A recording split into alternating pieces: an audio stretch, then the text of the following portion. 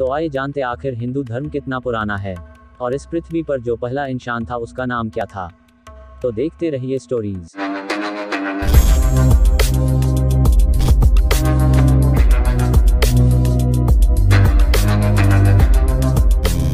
सनातन धर्म, जिसे हिंदू धर्म अथवा वैदिक धर्म भी कहा जाता है, और यह 1 अरब 96 करोड़ 8,53,110 साल का इतिहास है।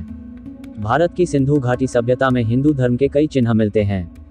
इनमें एक अज्ञात मात्र देवी की मूर्तियां, शिव पशुपति जैसे देवता की मुद्राएं, लिंग, पीपल की पूजा इत्यादि प्रमुख हैं। इतिहासकारों के एक दृष्टिकोण के अनुसार इस सभ्यता के अंत के दौरान मध्य एशिया से एक अन्य जाति का आगमन हुआ जो स्वयं को आर्य कहते थे और संस्कृत नाम की एक हिंद यूरोपीय भाषा बोलते थे। एक अन्य दृष्टिकोण के अनुसार सिंधु घाटी सभ्यता के लोग स्वयं ही आर्य थे और उनका मूल स्थान भारत ही था। प्राचीन काल में भारतीय सनातन धर्म में गाणपत्य, शैवदेव, कोटि वैष्णव, शाक्त और सौर नाम के 5 संप्रदाय होते थे।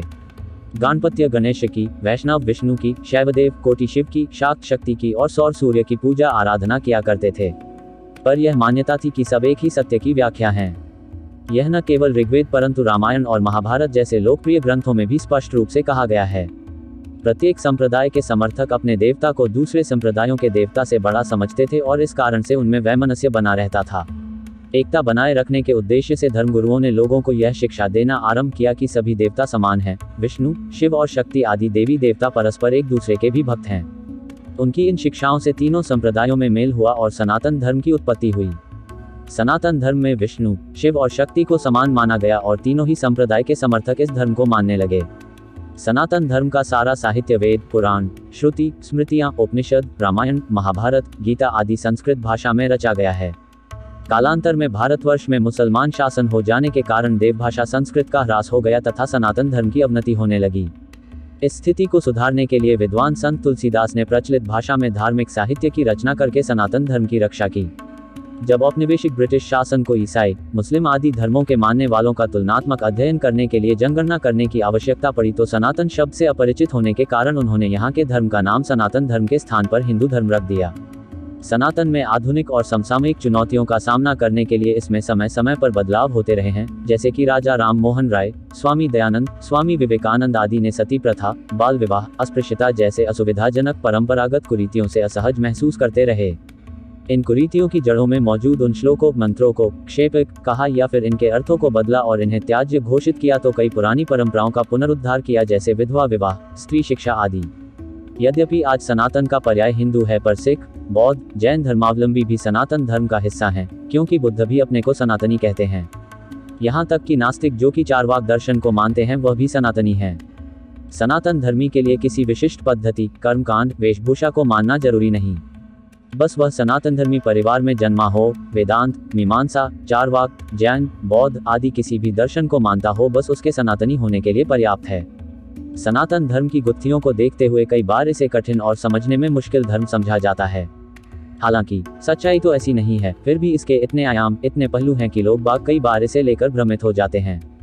सबसे बड़ा कारण इसका यह कि सनातन धर्म किसी एक दार्शनिक, मनीषा या ऋषि के विचारों की उपज नहीं है, न ही यह किसी खास समय पैदा हुआ। यह तो अनादिकाल से प्रवाहमान और विकासमान रहा। साथ ही यह केवल एक दृष्टा, सिद्धांत या तर्क को भी वरीयता नहीं देता। विज्ञान जब प्रत्येक वस्तु, विचार और तत्व का मूल्यांकन करता है तो इस प्रक्रिया में धर्म के अनेक विश्वास और सिद्धांत धराशायी हो जाते हैं। विज्ञान भी सनातन सत्य को पकड़ने में अभी तक कामयाब नहीं हुआ है, किंतु वेदांत में उल्लेखित जिस सनातन सत्य की महिमा का वर्णन किया गया है, विज्ञान धीरे धीरे उससे सहमत होता नजर आ रहा है। हमारे ऋषि मुनियों ने ध्यान और मोक्ष की गहरी अवस्था में ब्रह्म, ब्रह्मांड और आत्मा के रहस्य को जानकर उसे स्पष्ट तौर पर व्यक्त किया था। वेदों में ही सर्वप्रथम ब्रह्म और ब्रह्मांड के रहस्य पर से पर्दा हटाकर मोक्ष की धारणा को प्रतिपादित कर उसके महत्व को समझाया गया था। मोक्ष के बगैर आत्मा की कोई गति नहीं, इसीलिए ऋषियों ने मोक्ष के मार्ग को ही सनातन मार्ग माना है। यह पथ सनातन है। समस्त देवता और मनुष्य इसी मार्ग से पैदा हुए हैं तथा प्रगति की है। हे मनुष्यों, आप अपने उत्पन्न होने की आधार रूपा अपनी माता को विनष्ट न करें। हिंदू धर्म का इतिहास अति प्राचीन है। इस धर्म को वेदकाल से भी पूर्व का माना जाता है, क्योंकि वैदिक काल और वेदों की रचना का काल अलग अलग माना जाता है। यहाँ शताब्दियों से मौखिक परंपरा चलती रही, जिसके द्वारा इसका इतिहास व ग्रंथ आगे बढ़ते रहे। उसके बाद इसे लिपिबद्ध करने का काल भी बहुत लंबा रहा है। हिंदू धर्म के सर्वपूज्य ग्रंथ हैं वेद। वेदों की रचना किसी एक काल में नहीं हुई। विद्वानों ने वेदों के रचना काल का आरंभ 2000 पू से माना है, यानी यह धीरे धीरे रचे गए और अंततः पहले वेद को 3 भागों में संकलित किया गया, ऋग्वेद, यजुर्वेद और सामवेद, जिसे वेदत्रयी कहा जाता था। कहीं कहीं ऋग्यजुसाम छंदांसी को वेद ग्रंथ से न जोड़ उसका छंद कहा गया है। मान्यता अनुसार वेद का विभाजन राम के जन्म के पूर्व पुरुरवा राजर्षि के समय में हुआ था। बाद में अथर्ववेद का संकलन ऋषि अथवा द्वारा किया गया। वहीं एक अन्य मान्यता अनुसार कृष्ण के समय में वेद व्यास कृष्ण वैपायन ऋषि ने वेदों का विभाग कर उन्हें लिपिबद्ध किया था। मान्यतानुसार हर द्वापर युग में कोई न कोई मुनि व्यास बन वेदों को 4 भागों में बांटते हैं। ऋग्वेद का भूगोलीय क्षितिज, जिसमें नदियों के नाम एवं सिमेट्री एच दिए हैं, ये हिंदू कुश और पंजाब क्षेत्र से ऊपरी गांगेय क्षेत्र तक फैला हुआ था। हिंदू धर्म की उत्पत्ति पूर्व आर्यों की अवधारणा में है, जो 4500 ईपू मध्य एशिया से हिमालय तक फैले थे। इसमें भी डॉक्टर मुइर जैसे वैज्ञानिकों में मतभेद हैं। कहते हैं कि आर्यों की ही एक शाखा ने अविस्तक धर्म की स्थापना भी की। इसके बाद क्रमशः यहूदी धर्म 2000 ईपू, बौद्ध धर्म और जैन धर्म 500 ईपू, ईसाई धर्म सिर्फ 2000 वर्ष पूर्व, इस्लाम धर्म आज से 1400 वर्ष पूर्व हुआ। धार्मिक साहित्य अनुसार हिंदू धर्म की कुछ और भी धारणाएं हैं। रामायण, महाभारत और पुराणों में सूर्य और चंद्रवंशी राजाओं की वंश परंपरा का उल्लेख उपलब्ध है। इसके अलावा भी अनेक वंशों की उत्पत्ति और परंपरा का वर्णन आता है। उक्त सभी को इतिहास सम्मत क्रमबद्ध लिखना बहुत ही कठिन कार्य है, क्योंकि पुराणों में उक्त इतिहास को अलग अलग तरह से व्यक्त किया गया है, जिसके कारण इसके सूत्रों में बिखराव और भ्रम निर्मित जान पड़ता है। फिर भी धर्म के ज्ञाताओं के लिए यह भ्रम नहीं है, वो इसे कल्पभेद से सत्य मानते हैं। हिंदू शास्त्र ग्रंथ याद करके रखे गए थे। यही कारण रहा कि अनेक आक्रमण जैसे नालंदा आदि के प्रकोप से भी अधिकतर बचे रहे। इनकी कुछ मिथोलॉजी जैसी बातों को आधुनिक दुनिया नहीं मानती, तो कुछ सत्य प्रतीत होने वाली बातों को मानती भी हैं। हिंदू धर्म के इतिहास ग्रंथ पढ़ें तो ऋषि मुनियों की परंपरा के पूर्व मनुओं की परंपरा का उल्लेख मिलता है, जिन्हें जैन धर्म में कुलकर कहा गया है। ऐसे क्रमशः 14 मनु माने गए हैं, जिन्होंने समाज को सभ्य और तकनीकी संपन्न बनाने के लिए अथक प्रयास किए। धरती के प्रथम मानव का नाम स्वयंभू मनु था और प्रथम स्त्री शतरूपा थी। महाभारत में 8 मनुओं का उल्लेख है। इस वक्त धरती पर 8वें मनु वैवस्वत की ही संतानें हैं। 8वें मनु वैवस्वत के काल में ही भगवान विष्णु का मत्स्य अवतार हुआ था। हिंदू धर्म की कालमापनी सबसे बड़ी है। पुराणों में हिंदू इतिहास का आरंभ सृष्टि उत्पत्ति से ही माना जाता है।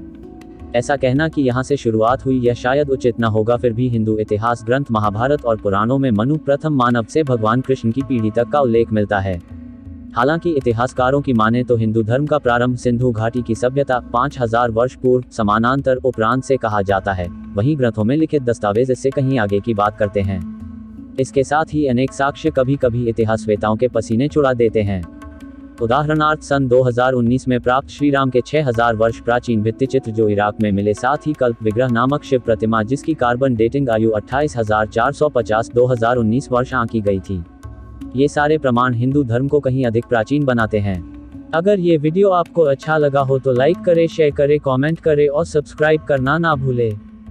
चलिए तो मिलते हैं अगले वीडियो में, तब तक के लिए खुशियां बांटते रहिए। धन्यवाद।